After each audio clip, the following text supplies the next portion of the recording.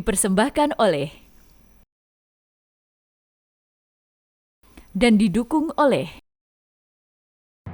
Assalamualaikum warahmatullahi wabarakatuh. Alhamdulillah, wassalatu wassalamu ala rasulillah, la haula wa la quwata illa billah, amma ba'd. Pemirsa TVmu dimanapun Anda berada, jumpa kembali kita dengan acara Kolak. Semoga Bapak dan Ibu sekalian senantiasa sehat walafiat dalam lindungan Allah Subhanahu wa Ta'ala. Kali ini kita akan membahas tentang tradisi berkurban. Mungkin akan kita bahas ini dalam 2 episode. Pada episode pertama ini kita akan membahas tentang sejarah atau asal-usul dari tradisi berkurban itu. Pertama, kalau kita membaca dan mengkaji ajaran agama Islam, berkurban itu pada awalnya adalah syariat Allah yang diperintahkan, diturunkan kepada Nabiullah Ibrahim alaihissalam. Beliau diperintahkan oleh Allah untuk menyembelih putra tercintanya Ismail alaihissalam. Begitu menerima wahyu melalui mimpi, Nabi Ibrahim menyampaikan kepada Ismail untuk menyembelih Ismail itu. Dan Ismail menyampaikan, kalau itu merupakan perintah Allah, maka saya siap untuk melaksanakannya.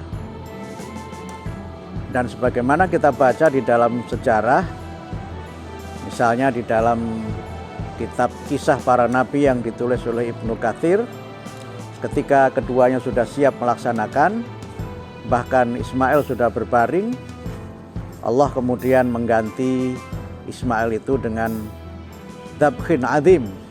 Bahasa di dalam Al-Qur'annya Dabkhin Azim, sembelian yang sangat hebat, yang sebagian ahli tafsir menyebut dengan domba yang sangat bagus, sangat indah, dan berbagai deskripsi keindahan yang lainnya. Kemudian syariat Nabi Ibrahim ini disyariatkan kembali kepada Nabi Muhammad, dan itu yang kemudian kita tunaikan sekarang. Tradisi berkurban itu dimulai dari ketika Allah mensyariatkan ibadah Idul Adha. Yang ibadah Idul Adha itu memiliki 4 rangkaian ibadah. Yang pertama, sebelum kita melaksanakan sholat Idul Adha, kita disunahkan untuk berpuasa. Puasa hari Arafah, yang menurut penjelasan di dalam Tarjih, puasa hari Arafah itu adalah puasa pada tanggal 9 Dzulhijjah. Walaupun sebagian ada yang berpendapat puasa Arafah itu adalah puasa pada saat jamaah haji melaksanakan wukuf di Arafah. Tapi pendapat di Muhammadiyah lebih mengukuhkan bahwa puasa Arafah itu adalah puasa pada tanggal 9 Dzulhijjah, walaupun penetapan 9 Dzulhijjah di Indonesia ini mungkin berbeda dengan apa yang ada di Arab Saudi. Itulah yang pertama yang kita disunahkan untuk beribadah. Yang kedua, kita disunahkan untuk melaksanakan sholat Idul Adha. Kita laksanakan pada setiap 10 Dzulhijjah. Dan kita juga disunahkan untuk memperbanyak takbir, tahmid dan takdis sebagaimana di dalam Idul Fitri. Kemudian yang keempat, kita disunahkan untuk menyembelih hewan kurban. Sebagian besar berpendapat, dan di Muhammadiyah berpendapat, bahwa menyembelih hewan kurban itu hukumnya sunnah, bukan wajib. Dan terkait dengan kurban itu, ada beberapa ketentuan syariat mengenai binatang yang kita diperintahkan atau disyariatkan untuk menyembelihnya. seperti apa kriterianya, dan berbagai ketentuan syariat yang lainnya. Karena itu maka tradisi berkurban dimulai dari ajaran agama Islam. Tapi kemudian ini menjadi tradisi karena di dalam pelaksanaannya memang terdapat nuansa-nuansa kultural atau aspek-aspek budaya yang merupakan bagian dari pengamalan ajaran agama Islam itu dalam masyarakat dan dalam budaya tertentu. Di Indonesia, Idul Adha sering juga disebut dengan Hari Raya Kurban. Disebut Hari Raya Kurban karena pada saat itu kita umat Islam menunaikan ibadah penyembelian hewan kurban. Sebagian menyebut dengan Hari Raya Haji. Disebut Hari Raya Haji karena dilaksanakan pada bulan Dzulhijjah, bulan yang di dalamnya terdapat pelaksanaan ibadah haji. Dan pada saat jamaah haji melontar jumroh pada tanggal 10 Dzulhijjah setelah wukuf di Arafah, umat Islam di berbagai belahan dunia menunaikan sholat Idul Adha. Dan bagi kita warga Persyarikatan Muhammadiyah, sholat hari raya sesuai dengan hadis Nabi yang sahih dilaksanakan di musola. Musola ini di dalam penjelasan beberapa kitab fikih bukan musola seperti yang kita kenal sekarang, tetapi musola itu adalah tanah lapang yang ada di luar kota Madinah. Dan pada saat itu, sebagaimana Idul Fitri, pada saat Idul Adha, kita dianjurkan melaksanakan sholat, dan kemudian perempuan serta anak-anak yang tidak melaksanakan sholat sekalipun juga dianjurkan untuk ikut keluar, ikut bergembira bersama-sama, kemudian mendengarkan khutbah dan merayakan kegembiraan umat Islam selama Idul Adha itu. Dalam perkembangannya kemudian tradisi Idul Fitri itu dan juga tradisi Idul Adha melahirkan berbagai macam ekspresi-ekspresi yang memang syarat dengan muatan budaya. Nah, bagaimana muatan budaya itu dan bagaimana kita menyikapinya nanti akan kita bahas pada segmen yang berikutnya. Pemirsa TV-mu yang dirahmati oleh Allah, lalu apa sesungguhnya makna dari kurban itu? Kurban itu berasal dari bahasa Arab koruba yang artinya mendekatkan, dan kurban itu artinya kita mendekatkan diri kita kepada Allah. Jadi hakikat dari berkurban itu adalah taqarrub, mendekatkan diri kita kepada Allah dengan membangun relasi sosial yang sebaik-baiknya. Relasi sosial itu diwujudkan dalam bentuk kita membagi hewan kurban. Tapi itu nanti kita bahas berikutnya. Nah, dikatakan mendekatkan diri kita kepada Allah karena ibadah kurban itu sebagaimana ibadah yang lainnya adalah bagian dari bagaimana kita ini memiliki komitmen, memiliki kepedulian kepada sesama sebagai bagian dari kita beribadah kepada Allah. Berkurban disyariatkan kepada Nabi Muhammad. Di antara tujuannya adalah yang pertama untuk menegaskan bahwa kurban itu adalah bagian dari ajaran agama Islam dan ajaran yang sudah disyariatkan sejak Nabi Ibrahim alaihissalam. Mengapa ini perlu ditekankan? Karena dalam perkembangannya umat Yahudi juga melaksanakan kurban dan mereka juga mengatakan bahwa kurban itu merupakan bagian dari ajaran yang mereka teruskan dari apa yang sudah diamalkan oleh Nabiullah Ibrahim alaihissalam. Tetapi dalam versi umat Yahudi terkait dengan kisah penyembelian itu, dalam versi mereka yang akan disembelih itu bukan Ismail tetapi Ishak. Tetapi kalau kita baca di dalam sejarah, ketika perintah kurban itu disampaikan kepada Nabiullah Ibrahim alaihissalam dan Ismail peristiwanya sebenarnya ada di Mekah, bukan di Palestina. Sehingga klaim bahwa yang disembelih itu adalah Ishak sesungguhnya secara historis tidak terbukti. Ketika perintah ini disebutkan, disampaikan, ada yang menyebutkan Ishak itu belum lahir. Karena Ishak itu lahirnya jauh setelah Ismail. Dan karena itulah maka disyariatkannya kurban adalah untuk meluruskan sejarah dan untuk meluruskan syariat yang telah dirubah atau diselewengkan oleh bangsa atau oleh pemeluk agama Yahudi.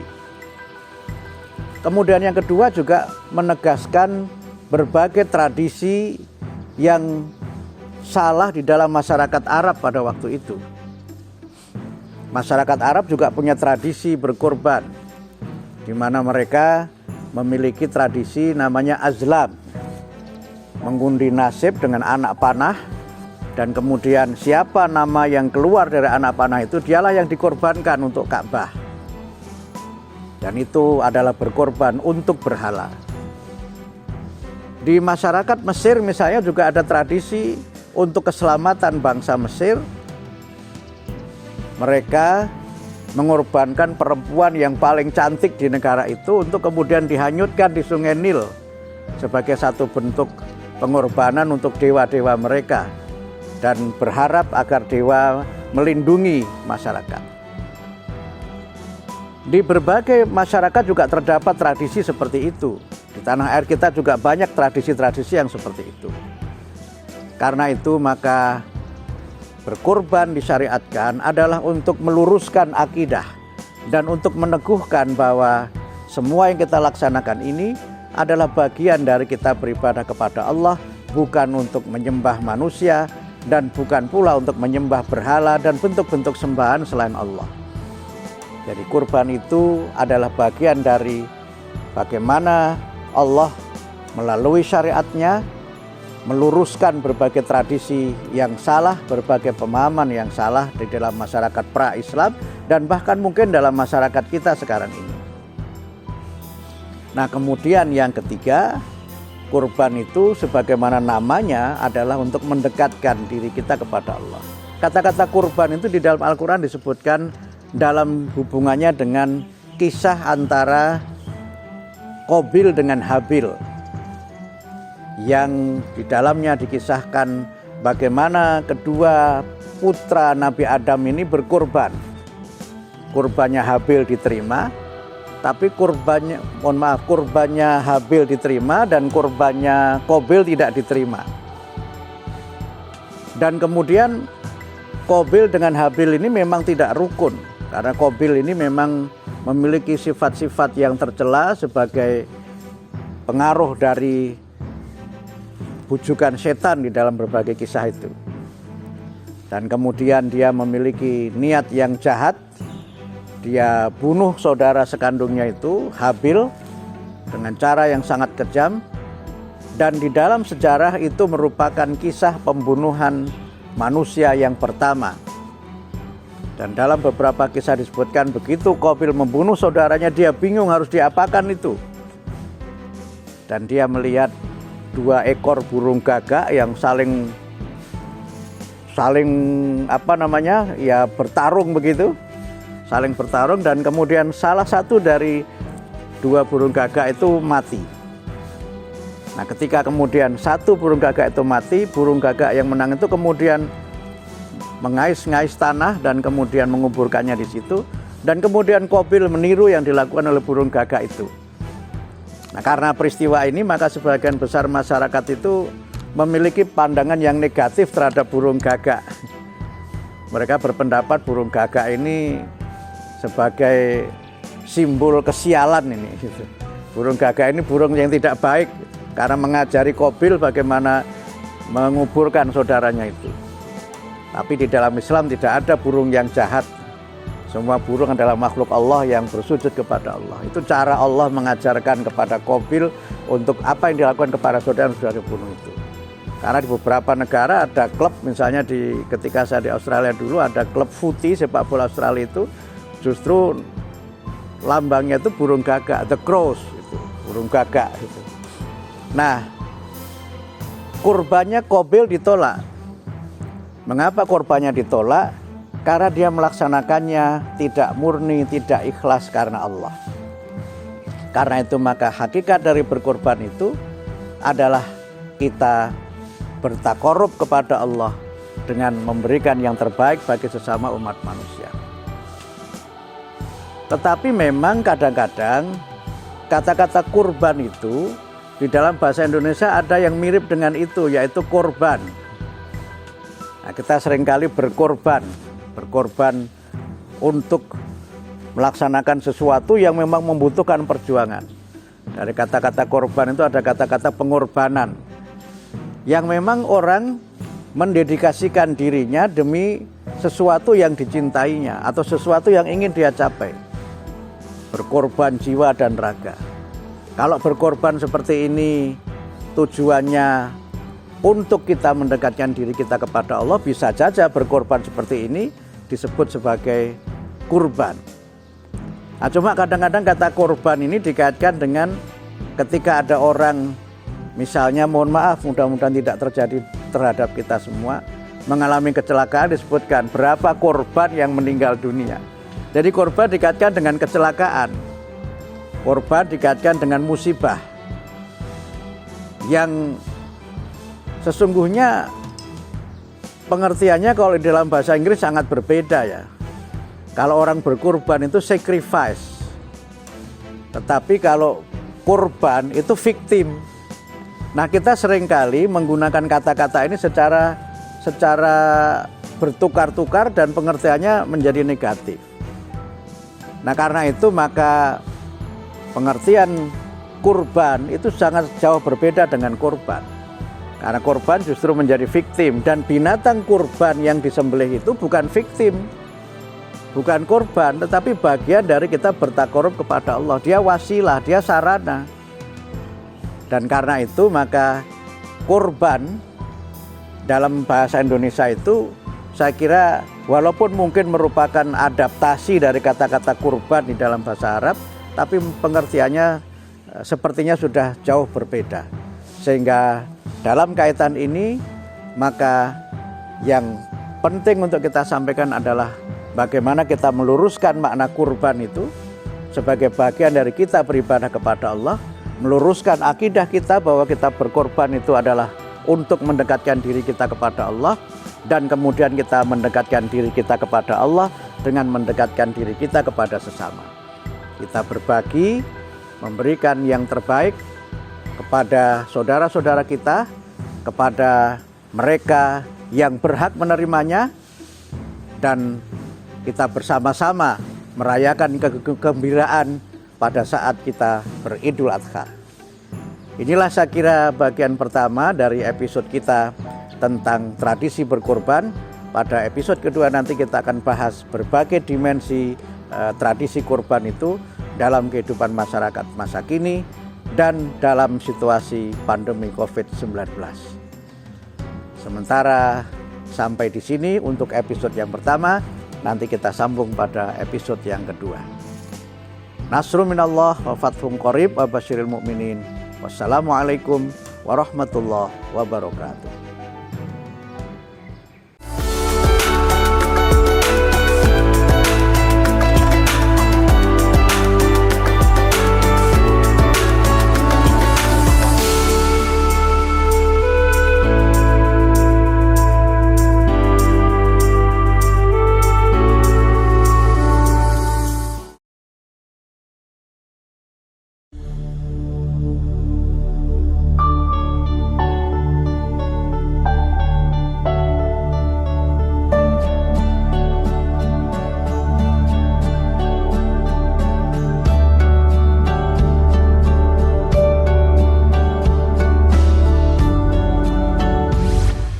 Assalamualaikum warahmatullahi wabarakatuh. Saya Ma'mun Murad Al-Barbasi, Rektor Universitas Muhammadiyah Jakarta. Universitas Muhammadiyah Jakarta adalah universitas tertua di lingkungan perguruan tinggi Muhammadiyah dan Aisyah. Tentu tak cukup kita berbangga sebagai universitas tertua. Saatnya kita harus bangga dengan prestasi-prestasi yang kita gapai. Tidak mudah memang, namun dengan kerja cerdas, kerja keras, kerja profesional, dan kerja ikhlas, insya Allah kita mampu menggapainya, menggapai kebanggaan dengan prestasi. Terima kasih. Assalamualaikum warahmatullahi wabarakatuh. Universitas Muhammadiyah Jakarta hadir sebagai perguruan tinggi swasta yang konsisten, mencetak generasi unggul di masa depan.